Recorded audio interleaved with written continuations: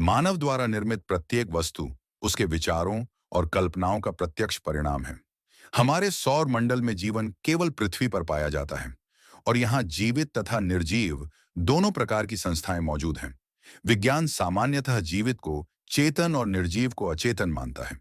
परंतु यदि हम चेतना को ब्रह्मांड की मूलभूत विशेषता माने, तो यह कहना उचित होगा कि पृथ्वी पर सब कुछ किसी न किसी स्तर पर चेतन है। यहाँ तक कि पत्थर और धूलकण भी उसी व्यापक चेतना के ही अंग हैं। चेतना का स्तर प्रत्येक वस्तु में भिन्न भिन्न रूप से विद्यमान है। यह क्रमशः जड़ पदार्थों से लेकर चेतन प्राणियों तक उन्नत होती जाती है और यह तथ्य हमें सापेक्ष रूप से स्पष्ट दिखाई भी देता है। उदाहरण स्वरूप, निर्जीव मिट्टी से हरे भरे वृक्ष पौधों का उद्भव होता है और वृक्ष पौधों से लाल रक्त वाले जीवों तक चेतना का विकास क्रमशः प्रकट होता है। जब यही चेतना अपनी सर्वोच्च गति को प्राप्त करती है, तो वह विचार का रूप धारण कर लेती है। हम सभी विचार करते हैं और प्रत्येक व्यक्ति के विचार भिन्न होते हैं। एक ही विषय पर भी हमारे विचार अलग अलग दिशा में प्रवाहित होते हैं।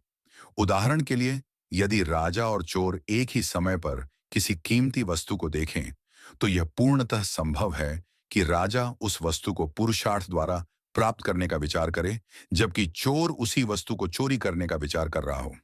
इस प्रकार विचार चेतना की गति से उत्पन्न होते हैं और उस वक्त वे स्वयं चेतना को भी प्रभावित करते हैं।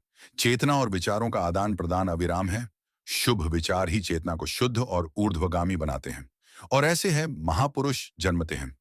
हिंदू शास्त्रों का मत है कि जब बुद्धि शास्त्रों के बोध से निर्मल और परम पवित्र हो जाती है, तब उसे तत्व ज्ञान प्राप्त विद्वान गुरुओं के साथ निरंतर आत्मचिंतन करना चाहिए।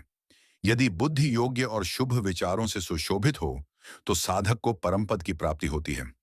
अनंत प्रकार की प्रवृत्तियों से प्रफुल्लित हुआ अहंकार रूपी वन केवल विचार की कटार से ही नष्ट किया जा सकता है और एक बार नष्ट होने पर वह पुनः उत्पन्न नहीं होता।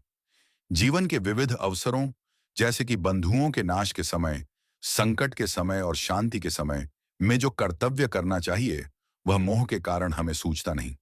इसी कारण सत्य पुरुषों के लिए विचार ही परमाश्रय बन जाता है। विद्वानों का निश्चय है कि जब सत्य पुरुष अपनी बुद्धि को विचार में लगाते हैं, तो वे अशुभ मार्गों को त्याग कर शुभ मार्ग पर अग्रसर होते हैं। बुद्धिमान पुरुषों का बल, उनकी बुद्धि, सामर्थ्य, समय का सदुपयोग, स्फूर्ति, क्रिया और क्रियाओं के फल, सब कुछ विचार से ही सफल होता है। विचार रूपी शेर इतना प्रबल है कि वह मनुष्य के हृदय रूपी कमल को चीरने वाले महामोह रूपी हाथी को भी फाड़ देता है। यही शुद्ध विचार आत्मा को मोह के बंधन से मुक्त कर उसे सत्य और प्रकाश की ओर ले जाता है। जैसे सूर्य कभी अंधकार में डूबता नहीं, वैसे ही सदाचार में स्थिर रहने वाला मनुष्य अज्ञान के गहरे गर्त में नहीं गिरता। जिसके निर्मल मानस में विचार रूपी कमल खिले होते हैं, वह हिमालय जैसी महानता से सुशोभित होता है।